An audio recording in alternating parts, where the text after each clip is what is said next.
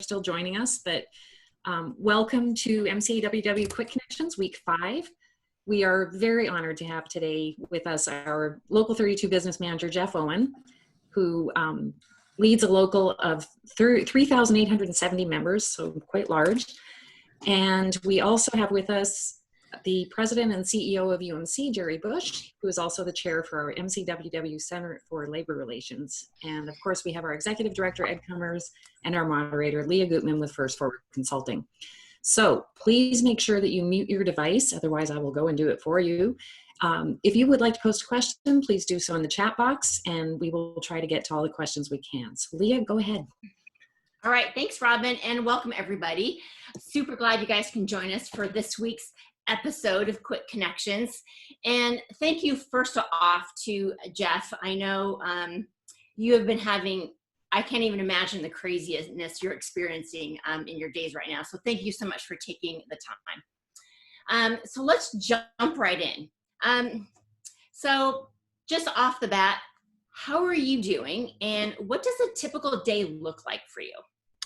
Well, first, let me thank you. Thank you for the invite and allowing us to share some of the struggles that we go through as a local union. We very much appreciate it. My typical day starts about 5:30 in the office. I'm here until approximately 4:30, and I go through the day handling the emails, the dispatch requests, the member calls that we get on a day-to-day basis. And of course, because of what's taken place with the COVID crisis that we've had this last month, we have about approximately 85 to 90% of our building trades members either furloughed and or out of work. And so work has slowed down considerably as far as that goes. So, and what I mean by that is I've been able to, all of my agents are furloughed and staying home up until May 4th. I am bringing the dispatcher back next week, the 27th. And we've been able to, with myself in the office and our staff people here, be able to handle the influx of calls because we have what I call spurts.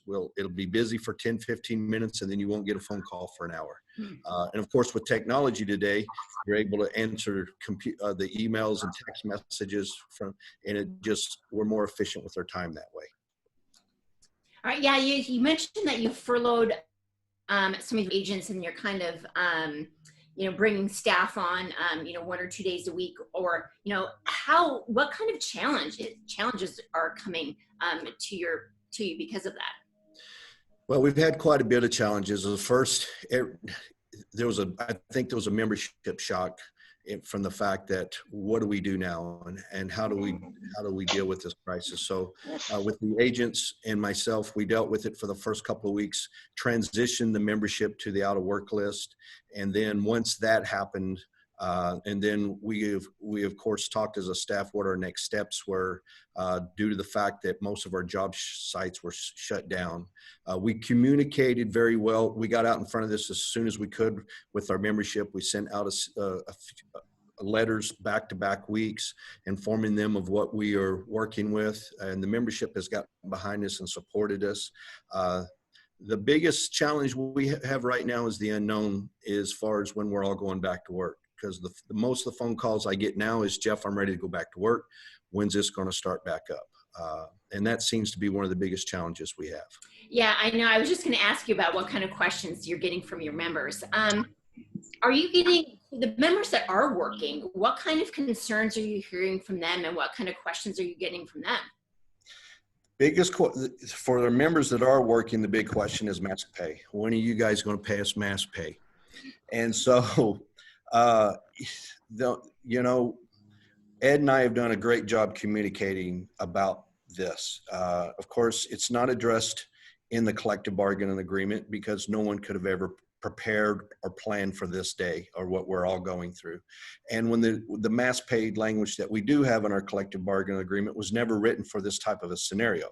And so if and when those questions come up, I listen to the concerns of the member, whether or not that they're being asked to wear scarves or dust mask or N95 mask, and then the work environment. Those seem to be the biggest questions that I have to answer on a day-to-day basis, and either from the journeyman in the field all the way to the job superintendent. And so those are all positive conversations by the time we're done with the conversation. It's consistent Ed and I have had over the last month as we've addressed these issues. And once there's two pieces of this. Once the member shares his concern, and then I'm able to listen to them, and then we are able to talk our way through the job site and what they're dealing with. I've had very few issues related to the mass pay where somebody says, well, I disagree. Everyone recognizes that we're in a different world now, and we have to be very conscious and use common sense on how we approach it. And it's been positive that way with the members and our employers. Great. That's awesome to hear. I don't know, that just got me thinking, as you talk to some of your colleagues around the country, are they experiencing this, this COVID-19 similar to us, or are you hearing different things from different parts of the country? Different things from different parts of the country. If we go back in time a little bit, when this first was announced, San Francisco and us simultaneously, the governors just about pretty much around the same timeline shut down the jobs. And then of course, New York followed suit in Chicago. Most of those areas have all come back online. The only one that hasn't has been Washington State. San Francisco, I talked to the manager there every couple of days. Over half his membership or 3/4 his membership is back to work. Chicago, the same thing. Of course, New York has and they've probably as a nation taken the biggest crux of the crisis, and they've been able to maintain a large percentage of their workforce going. For whatever reason, Washington State, our governors address this much differently on what's essential and non-essential, and so we seem to be the one place in the country that pretty much shut down all the work for a sustained amount of time. Yes. Are you hearing, rumblings of that changing soon in the next couple of weeks, or is there any insight you can give us there? Well, locally, the state building trades and the Seattle building trades has done a very good job communicating with the governor's office. The indications that we get, due to the fact that the curve has been changed, as the governor has said, I believe, and from the communications that we've had, that as the governor said, he's not going to flip a switch, he's going to just turn the dial, by the time we get between now and May 4th, the dial will be turned towards the construction industry, and we'll be going back to work. That's great to hear. That's our belief, of course, and that's the conversations that that's consistent with what the Seattle building trades and the state building trades is saying. But of course, we all know that that's subject to change at any time. Absolutely. Every day is a new game.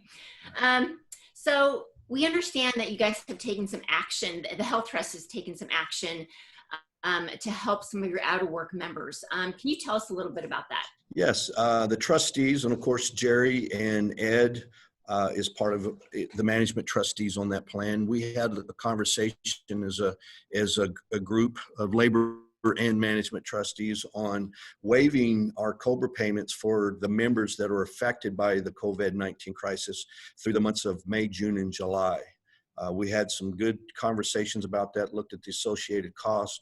Our reserves were about 9.5 months of reserves. We've done well over these last 5 or 6 years of building our reserves, being financially strong, and I really do very much support the support we got from our management trustees and labor trustees because we know that there's going to be some effect to some of our members that through this, whether they're young apprentices or newly organized, that just didn't have the opportunity to build up the necessary dollar banks to get through this. And that change that we made for the months of May, June, and July, we think will really help alleviate some of the family fears. Awesome. Do you think you guys will be losing any apprentices as a result of this?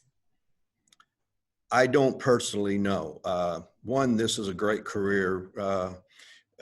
Whether or not, and two, I think what we're going through, this is a 4 to 6 week downturn in the in what we're doing as far as work, but we have a lot of work on the books.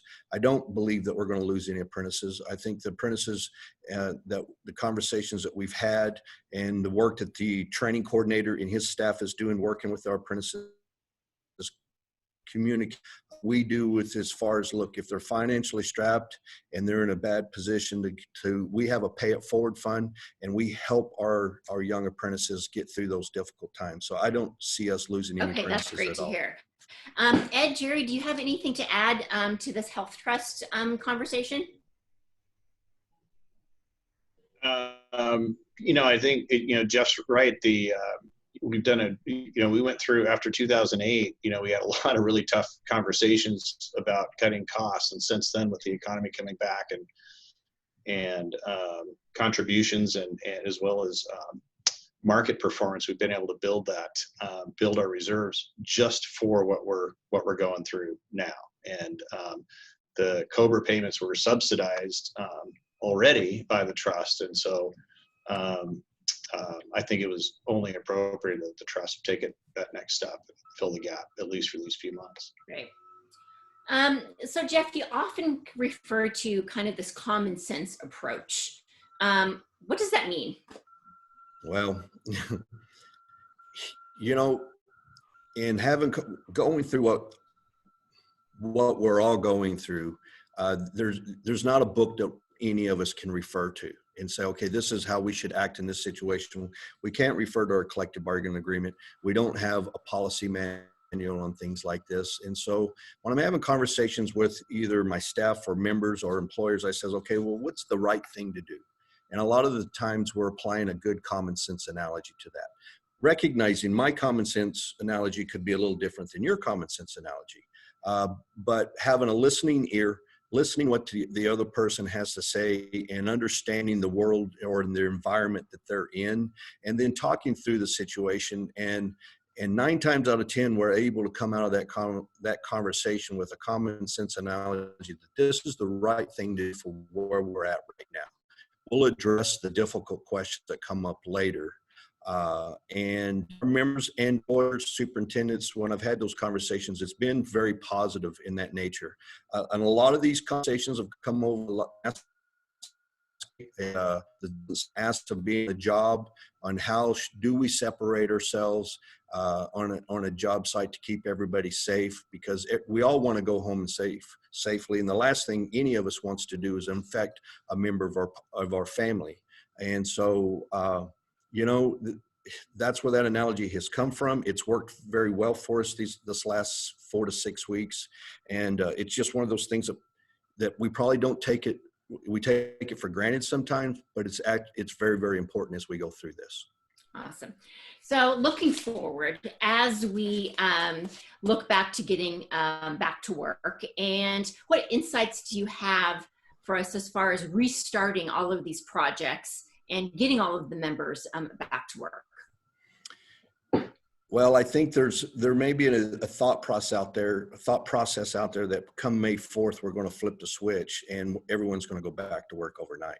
I don't believe that that's really going to happen. I believe that there'll be a few job sites that start up with the social distancing requirements that the governor's putting out, that's supported by the state building trades, of trying to keep our members safe, either in a confined space environment and or an environment out when you're out on the deck. We're going to have to be conscious of that, that we're not going to be able to put 50 people to work overnight on the same job site because you have to deal with the safety aspects of that. We're going to have to be very patient with that, with our members and our employers, and the frustrations that come with that. I have a membership, or we have a membership. You have employees that want to go back to work. We also have employees that are still concerned that have family members that may have family members that are compromised with their immune systems, that have older families living with them, family members. And so we really have to be flexible and we're going to have to be flexible through this and be patient when we get most frustrated. That would be my little bit of advice. Yeah. So as you see some of these Oh, go ahead.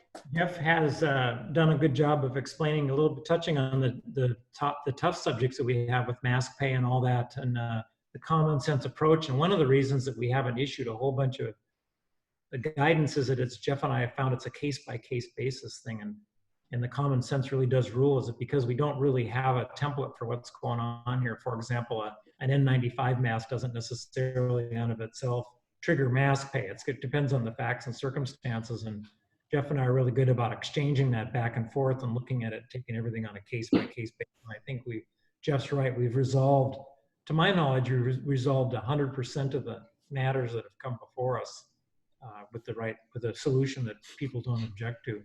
I also want to, we should ask Jeff. Jeff and I haven't rehearsed this a little bit because some of it's even ongoing, even as the last 24 hours, but we've evolved with job site protocols. The initial call that I took from Jeff, was probably the day after the governor's order back a month ago.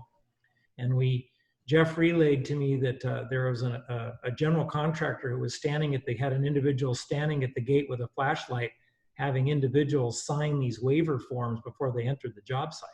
And of course, that was just wrong on so many levels in terms of both the content of that waiver agreement as well as what it meant for the employer and all this stuff. It's since evolved to a protocol that's part of a safety plan. That is part of the job site safety plan.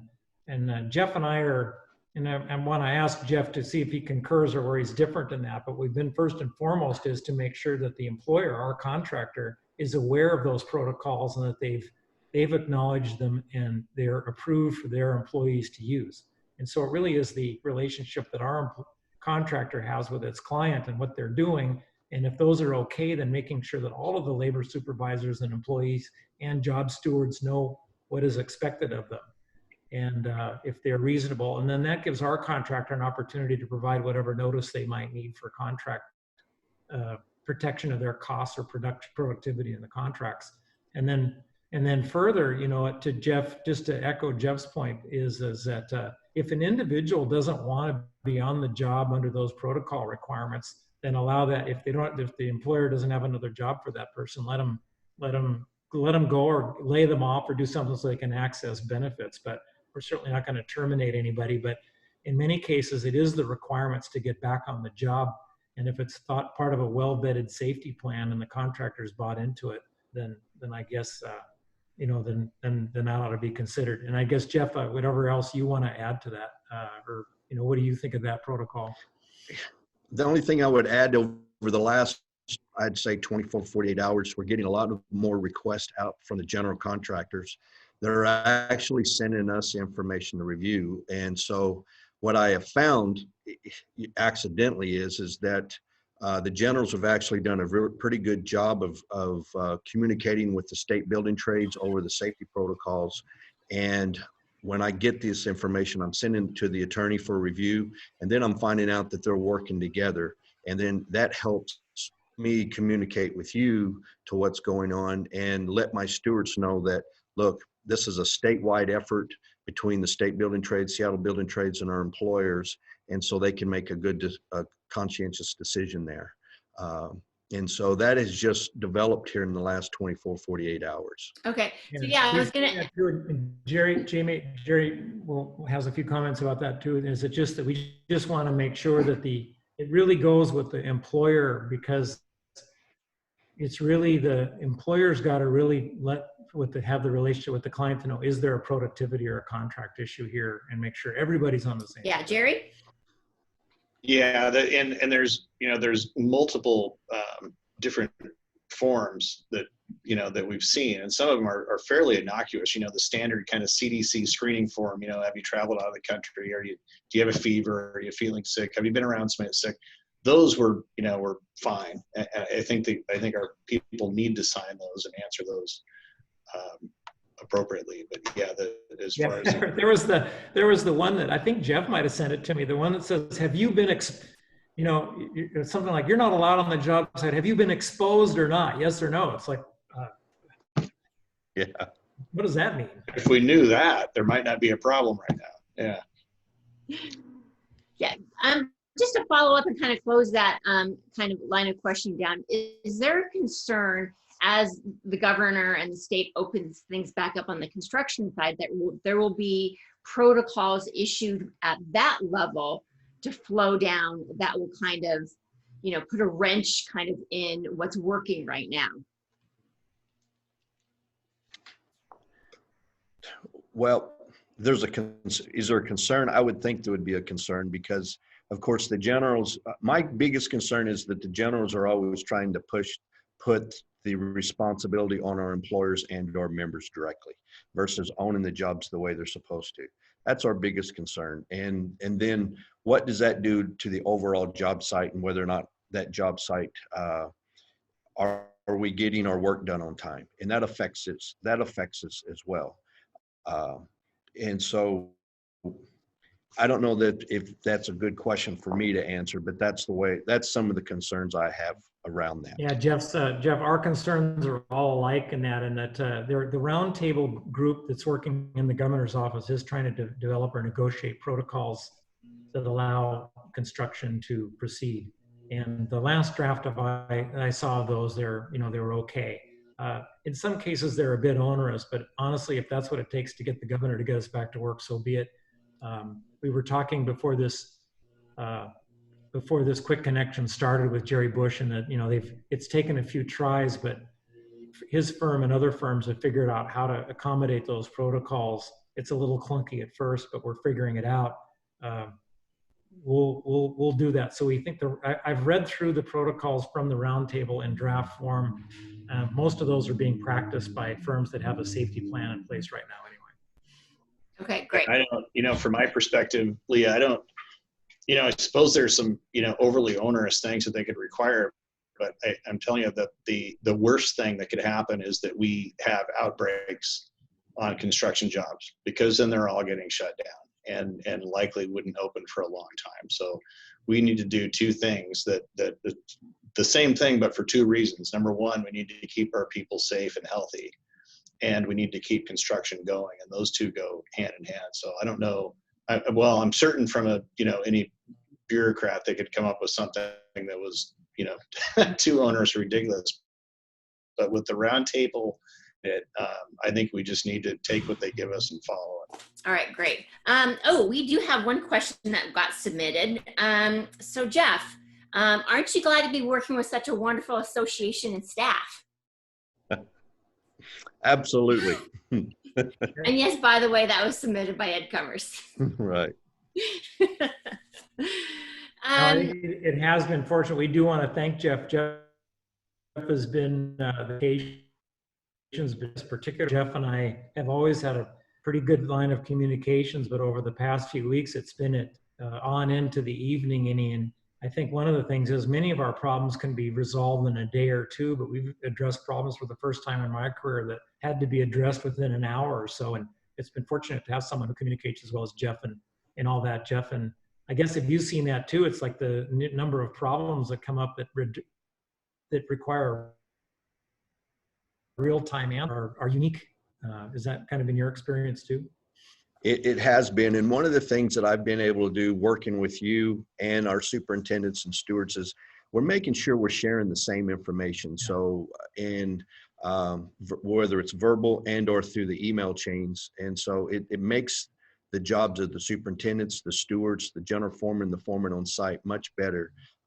And, with the agents and the communications that they have, because there's a trail. There's no, we say this all the time, there's no secrets out there. So we might as well tell the truth the first time, or what we know to be at that time, and be consistent with it as we work through these issues as they pop up on a day-to-day basis. And I very much appreciate my agents, my staff appreciates the relationships that we've built over these last few years and communicating in a manner that makes sure we are productive getting our work done.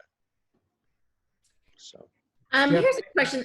Go ahead. I wanted to ask Jeff a question about, and I hadn't really thought about this. In 2008, there was a little bit, it took a while to ramp work back up. And I'm hoping that this one doesn't take quite as long. But one of the things we experienced in 2008 after that was that making sure the workforce was in physical condition to return to work. And obviously with a short-term situation, we don't have to worry about that. But have you guys as a local talked about that, and like, you know, getting members to work just physically. It's like at what point is too long, you know, not too long, but at what point do you become concerned and try to coach people and making sure they're in the physical shape and that we all work together with stretch or flex or whatever that is to get them back to work.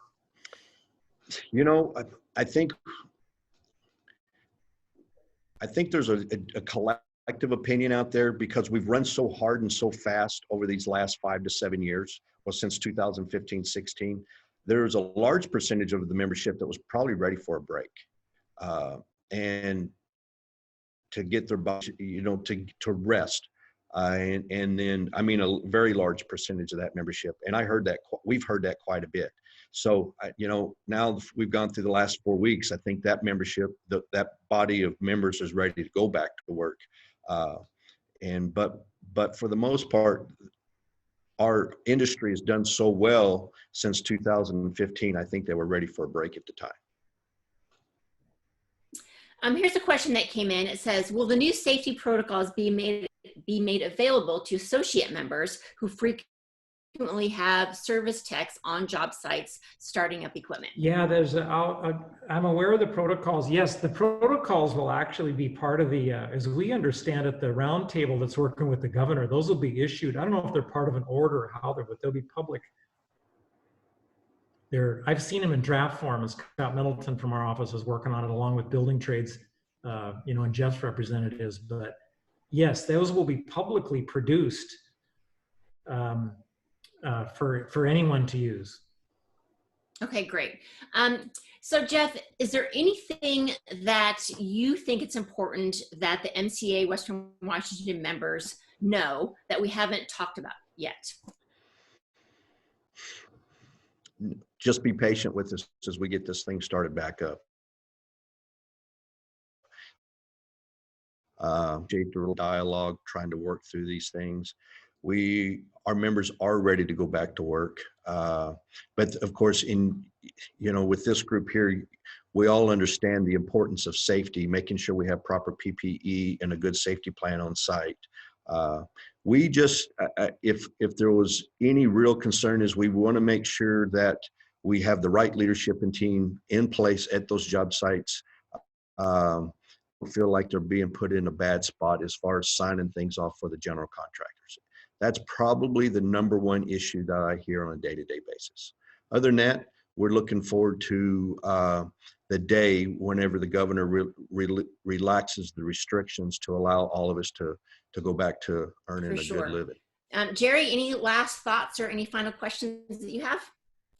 No, I think, some things that might come up, Jeff, as we go forward, especially as jobs start to open up, is, more members potentially working on shifts in order to keep the job going, but with less people at one time on jobs. So do you see, I guess, any, with the members wanting to come back to work, do they want to come back to work on a graveyard shift, or do you see any issues there? That's a good question. I don't have the answer to that right now. I do know that one of the job sites that has just started back up, they are staggering the shift from a 6:30 a.m. start and a 7 a.m. start to maintain distancing protocols. And they asked me to support that. And of course we did. Back to the analogy of common sense. That's the best way we can, is being able to split breaks and lunches during the day is the best way to keep everybody safe. Like anything, we'll take these things on a case-by-case basis, and we're going to make good business decisions on both of our behalf for the groups that we represent as we go forward. Awesome. Ed, any final thoughts, any final questions from you?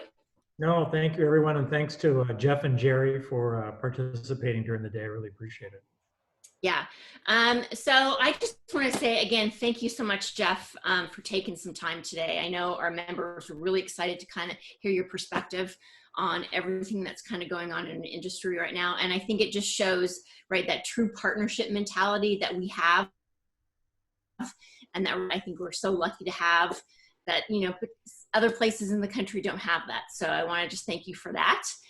And with that, I will turn it back over to Robin to close us out. We are so fortunate to have this great relationship. And I wanted to share a compliment that came in, Jeff. One of our listeners complimented you on the great leadership presence of Local 32. So we thank you for that. So thank you all for participating. It's great to see you every week, and stay tuned for next week's topic, which will be determined shortly. We also have Masters coming up on April 28th.